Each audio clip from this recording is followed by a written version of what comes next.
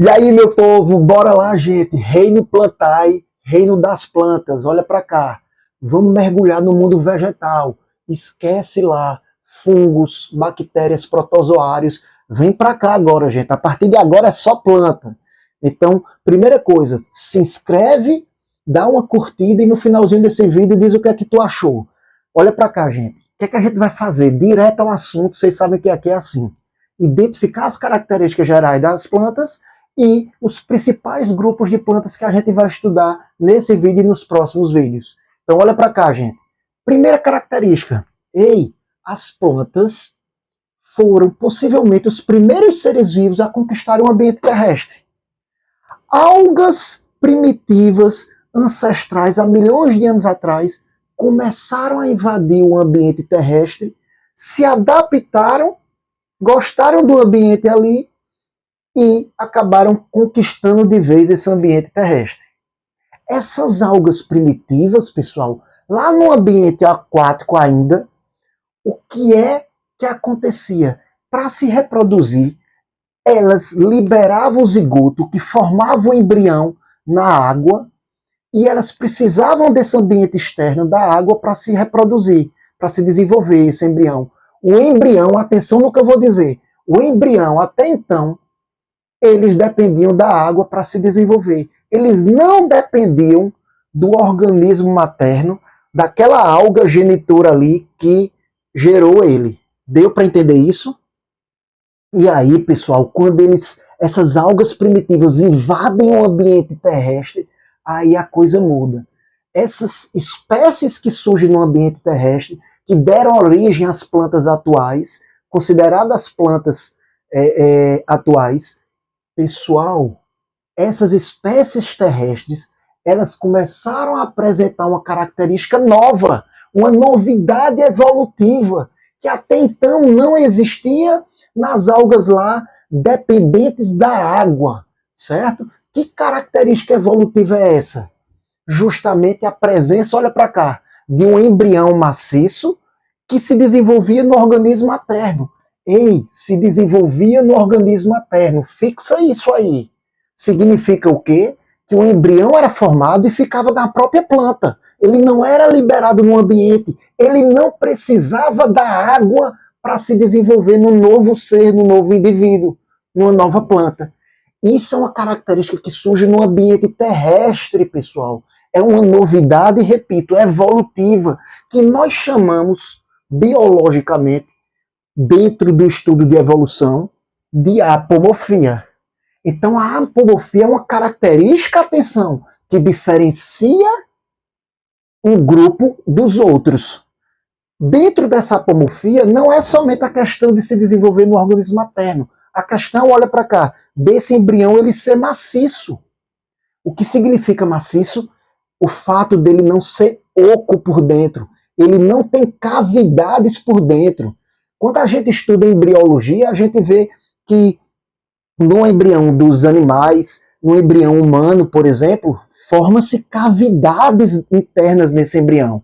Não é o caso das plantas. Então isso é muito característico das plantas. Perfeito, gente? Entendido isso? E aí algumas classificações mais antigas colocavam, inclusive, ainda as algas dentro do reino das plantas. Aí o que foi que a cladística, a classificação moderna fez? Criou um superfilo chamado embriófita, certo? O grupo das embriófitas corresponde justamente a vários filos que são justamente as plantas de hoje, as plantas atuais. São os principais grupos de plantas atuais, para evitar qualquer confusão com algas. E aí as algas acabaram, gente, saindo do reino das plantas e passaram a pertencer aos reinos, ao reino protista, perfeito? Inclusive, estudos genéticos de genoma já dão respaldo a isso, certo, gente? Então é só uma questão importante a ser falada. Então vamos lá, seguir aqui em frente. Embriófitas, lembra embrião, ó, presença do embrião maciço. São justamente as plantas, os principais grupos de plantas que a gente vai estudar, certo? Dentro desse superfilo, repetindo, existem vários que eu vou falar daqui a pouquinho. Então olha para cá, As plantas são eucarióticas, isso não é novidade para ninguém. Se você pegar uma célula vegetal e colocar no microscópio, ela vai ter o quê? Várias organelas citoplasmáticas, vai ter um núcleo organizado, presença de carioteca, certo? Então elas são, sim, eucarióticas. São multicelulares. Você não encontra uma planta, somente um organismo planta, sendo formado por uma célula. Então elas não são unicelulares, somente multicelulares. Ok? Bora para cá. Característica muito comum das plantas, mas não é uma apomorfia, porque outros seres também já conseguiam realizar fotossíntese. Por exemplo, as algas clorofíceas são as algas mais próximas, mais parecidas um pouquinho com as plantas. Mas aí, as plantas, elas têm como característica geral produzir o seu próprio alimento, são autotróficas, realizam fotossíntese. E foi, inclusive, através da fotossíntese que deu uma autossuficiência para elas poderem conquistar o ambiente terrestre. Ok, gente? Bora para cá. Ainda nas células vegetais, a gente encontra a parede celulósica. A parede celular é rica em celulose, por isso que é celulósica. Ah, mas, Afonso, outros seres têm parede celular nos fungos. Tem, mas nos fungos a parede é rica em quitina, certo?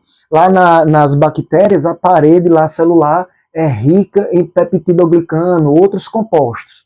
Beleza? Então, parede rica em celulose, presença de vacúolos, que protozoários também têm, mas isso é uma característica também muito marcante aqui. Vacúolos existem nas células vegetais, ocupando espaço citoplasmático, e presença de plastos, como exemplo, o principal plasto, no caso, os cloroplastos, que possuem clorofila e é onde tudo acontece no que diz respeito à fotossíntese. Perfeito? Outra característica importante. Já em relação ao ciclo reprodutivo, atenção, alternância de gerações. Pessoal, as plantas elas têm fase em que se alterna com outra fase. Uma fase haploide e outra fase é diploide. A gente viu isso lá em alguns protozoários e alguns fungos também, essa característica. Acontece, atenção, que a diferença aqui, gente, nas plantas, é que com o passar da evolução, à medida que a evolução vai acontecendo, os grupos mais complexos, mais próximos ali das angiospermas e gimnospermas, esse gametófito ele vai ficando o quê? Reduzido. Coloquem aí, por favor. Reduzido. Depois eu abro espaço para o print aí de vocês. Perfeito? Então o gametófito, que é haploide, ele fica reduzido e a planta, praticamente, o que predomina no ciclo de vida dela é o esporófito, como sendo diploide. A gente vai ver isso com mais calma, fiquem tranquilos. Aqui são características, são informações mais gerais. Beleza? Olha para cá, pessoal. Principais grupos. Eita, como é que a gente classifica aí as plantas? O reino das plantas ele pode ser classificado a partir de um critério mais amplo inicial, que é a presença ou ausência de vasos condutores.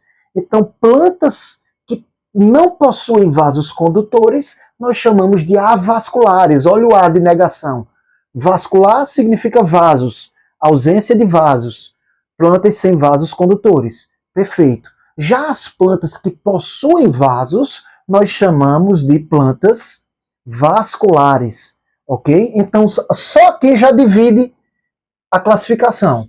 As plantas avasculares são representadas pelo grupo das briófitas. Ei, eu falei grupo das briófitas. Briófitas, atenção, é um termo mais coletivo. Não podemos só remeter e indicar as briófitas como sendo apenas musgos, que é muito comum esse equívoco, gente. Atenção nisso. As briófitas envolvem 3 filos. O filo briófita, que tem o mesmo nome, e é por isso que as pessoas confundem, que é justamente o filo no qual pertencem os musgos. O filo hepatófita, que corresponde às hepáticas, dá uma olhadinha aí na figura, nas hepáticas e nos musgos. Os musgos é mais comum, né? Tem tronco de árvores, aqueles ficam verdinhos lá, formando aquele tapete lá nos troncos de árvores, como a gente pode ver aí. As hepáticas já não são tão conhecidas, mas dá uma olhada. E o filo anthocerófita, que é justamente, tem como representantes os antóceros. Dá uma olhadinha também aí, que são os menos conhecidos, os antóceros. Perfeito? Então esses 3 filos correspondem às briófitas. Ok? E as briófitas são avasculares. Somente elas, Afonso? Só. Bora para cá. Quem são as vasculares que possuem vasos condutores? As plantas vasculares com vasos, elas se subdividem, olha para cá, olha, em sem semente e com semente, certo? As plantas sem sementes são chamadas de pteridófitas. Cuidado, pteridófitas. Qual é o equívoco aqui comum? As pteridófitas, o pessoal acha que só tem como representante as samambaias e avencas. Negativo. As pteridófitas, ela é um termo coletivo, é um grupo de plantas no qual faz parte esses filos todos aqui, certo? Então, quais são os filos que está dentro do grupo das pteridófitas? O filo Pterófita, parece com esse nome aqui, por isso que a galera confunde, que é justamente o mais conhecido, as samambaias e avencas. Dá uma olhadinha na foto aí, muita gente tem em casa, né? Como ornamentação vegetal. O filo Licófita, no qual se tem os licopódios e as selaginelas, são menos conhecidos, então preste atenção na figura para conhecer elas aí. O filo Esfenófita, que corresponde como representante a cavalinha, também pouco conhecido de vocês, dá uma olhada aí na figura. E Psilotófitas, que são as psilotáceas, também verifica bem aí na ilustração. Ok, gente? Então todos esses aí que vocês acabaram de ver são pteridófitas. Qual é a característica delas? Possuir vasos e não ter sementes. Ok? Já as vasculares que possuem sementes, elas se subdividem, tem outra subclassificação aqui. Existem as vasculares com sementes quando as sementes são nuas. O que significa sementes nuas? Sementes que não estão protegidas por um fruto, certo? Então elas são nuas. Quem são as plantas que possuem essa característica, essa semente nua, sem fruto? As chamadas gimnospermas. E as plantas vasculares com sementes e que contêm fruto, olha aqui para baixo, dá o zoom aí, são chamadas de angiospermas. Então vamos entender. As gimnospermas, que não tem fruto, a semente é lá nua, não é protegida pelo fruto. Essas gimnospermas, nós temos esses filos aqui, com o nome mais complicado. O filo, por exemplo, aqui, coniferófitas, melhor dizendo. Os pinheiros e os ciprestes são os mais conhecidos, realmente. O filo, que também é o conhecido de alguns, porque a gente vê em jardins, né, é comum. Cicadófitas, que são as cicas, então dá uma olhadinha nas cicas aí, vocês já devem ter visto, junto com os pinheiros e os ciprestes, do outro filo, do primeiro. Esse terceiro filo aqui, gente, dá o zoom. Guinetófitas, que são as guinetáceas, já não é tão comum, né, o nome já não é tão familiar, mas dá uma olhada na ilustração. E o filho das gincófitas, que é justamente quem? A ginkgo que é justamente uma espécie também de planta que tem propriedades terapêuticas, medicinais, a gente encontra muito nas farmácias. Dá uma olhadinha na ginkgo biloba aí. Perfeito, gente? Então todos esses filos aqui compreendem as gimnospermas. As sementes deles são nuas, não tem, repito, fruto protegendo. As angiospermas, que têm frutos, olha para cá, o filo das magnoliófitas, está aqui, ó, certo? Apagou um pouquinho aqui. Ou antófitas, que é um termo também que pode vir a aparecer, certo? Quem são? São as árvores, os capins, são as plantas mais conhecidas todas que têm frutos, certo? Deu para entender? Cuidado, tem capim que tem fruto sim, gente. O capim, ele tem fruto, ele tem uma proteção. Aquele carrapicho mesmo ali, ele é um fruto, protege a sementezinha lá dentro. Só que é um fruto espinhoso e não é comestível, certo? Fruto, muitas vezes, é diferente de fruta. Toda fruta é um fruto, mas nem todo fruto é uma fruta, certo? Deu para entender? A fruta, geralmente, é um fruto comestível. Quando ele é comestível, ele passa a ser chamado de fruta. Beleza, gente? Então tá aqui, pessoal. Características gerais, principais grupos. A gente vai fechar essa aula só com o cladograma que eu vou ver agora no próximo vídeo. O cladograma em relação ao reino das plantas, mostrando esses grupos aqui. Beleza? Dá o print aí e vamos para o próximo vídeo. Disposição, gente. Bora lá. E aí, minha gente, vamos lá. Vamos finalizar a aula. Coloquei para vocês aqui um cladograma mostrando as relações evolutivas de parentesco entre justamente os grupos de plantas que a gente acabou de falar. Então, vamos recapitular um pouquinho o início da aula. As algas primitivas, como eu disse, elas consistem em ancestrais das plantas atuais, desses grupos de plantas atuais. Então, elas deram origem a essas plantas atuais de que forma, gente? A gente falou isso no início. Invadindo o ambiente terrestre, se adaptando. E para se adaptar, elas precisavam se reproduzir para conquistar esse ambiente terrestre. E isso aconteceu de que maneira? Atenção, olha para cá. Aconteceu a partir de um surgimento de um elemento, uma característica nova, uma novidade evolutiva. E que novidade evolutiva foi essa? Olha para cá. A presença de um embrião maciço, que até então as algas primitivas não tinham no ambiente aquático. O zigoto ele era liberado no ambiente aquático e ali ele se desenvolvia o embrião para formar um novo indivíduo na água. Então havia, repito, uma dependência, no caso das algas primitivas, uma dependência em relação ao ambiente aquático, a água presente no meio.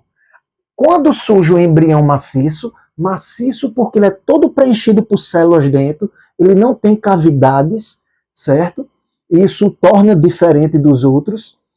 Esse embrião ele tinha a característica de que ele não era liberado na água para se desenvolver.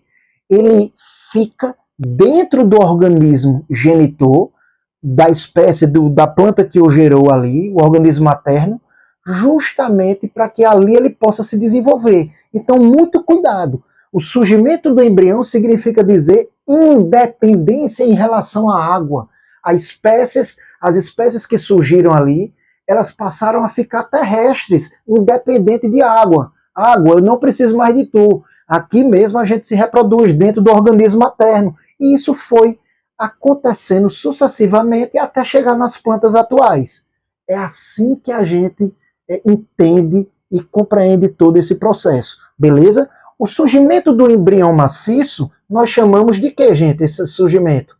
Apomorfia, que é justamente a novidade evolutiva. É uma característica apomórfica, certo? É uma característica que diferenciou, atenção, todas as plantas que habitaram o ambiente terrestre, no caso de briófitas até aqui, as angiospermas, e aí elas compreenderam o reino plantae, certo? Diferenciou elas de quem? Das algas, por isso que é uma apomorfia. Beleza? As algas passaram, gente, a fazer parte do reino protista na classificação cladística. Então, se faz parte do reino protista, quem são os grupos representantes do reino plantae aqui nesse cladograma? Esses aqui, olha.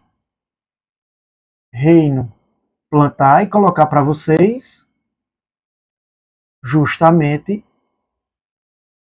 esses aqui. Certo? E que a gente viu agora há pouco. Perfeito?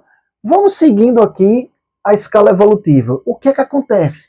Há o surgimento, com o passar dos anos, de uma nova característica que não tinha nas briófitas. A presença de vasos condutores. Começa a surgir plantas que apresentam vasos condutores. E as primeiras plantas a apresentarem foram as pteridófitas. Então, partindo das pteridófitas em diante, nos anos mais para frente, só vão surgir espécies, no caso, com presença de vasos condutores. Então, o surgimento desses vasos dá como característica justamente a maior adaptação ao ambiente terrestre. Cada vez mais a evolução vai permitindo uma melhor adaptação a um ambiente sem água. Perfeito, gente? E esses vasos condutores tinham a capacidade de puxar água do ambiente para utilizar no seu metabolismo de uma forma geral. Então, plantas com vasos condutores, no caso, esse grupo de plantas aqui, daqui para trás não tem, as briófitas, por exemplo. Esse grupo nós chamamos de plantas o quê? Traqueófitas, atenção nesse nome, que às vezes eles gostam de colocar, ou avasculares, como a gente viu no início da aula. Certo? Então vou colocar aqui para vocês. Traqueófitas, perdão, gente, avasculares não. vasculares. Vamos ajeitar isso aí. Vasculares. Perfeito? Todas essas são vasculares. As briófitas, a gente viu, são avasculares. Aqui, pessoal, surgimento de uma nova característica. Os anos vão se passando, surge a semente. O surgimento da semente faz com que surjam grupos que apresentem só essa característica aí, diferenciando dos outros. No caso, as gimnospermas e angiospermas. Foram grupos que surgiram a partir do surgimento dessa característica, desse elemento aí, no caso reprodutivo, a semente. Então, as pteridófitas até então não tinham sementes. O primeiro grupo a apresentar foram as gimnospermas e depois as angiospermas. Esses grupos que possuem sementes, gimnosperma e angiospermas, são chamados de espermatófitas. Vou colocar aqui para vocês. Espermatófitas. Presença de sementes. Gente, tráqueo lembra vasos, olha. A traqueia é um grande vaso, né? Um grande tubo no nosso organismo, é só lembrar. E espermatófitas, esperma, lembra reprodução, né? E aí a gente remete à semente. Presença de sementes, espermatófitas, ok? Só que não fica por aí. Com o passar dos anos, com o passar da evolução, indivíduos passam a apresentar estrutura reprodutiva, flor e fruto. O fruto justamente para proteger as sementes que ali são formadas e onde está presente o embrião. As sementes que eram protegidas por frutos, frutos derivados de uma estrutura reprodutiva, a flor, isso era característica somente das angiospermas, certo? A gente viu isso também agora há pouco. E as gimnospermas tinham sementes, mas tinham sementes nuas. Elas não apresentam nem flor, nem apresentam fruto. Beleza, pessoal? Então, entendeu aí? Espermatófitas, termos novos que eu falei aqui no finalzinho da aula, e traqueófitas. Não esquece isso, ok? A gente finaliza, essa aula, e no próximo vídeo, possivelmente, a gente já inicia briófitas, ok? O grupo de plantas mais simples, e a gente vai seguindo justamente essa sequência. Abraço a todos e até a próxima.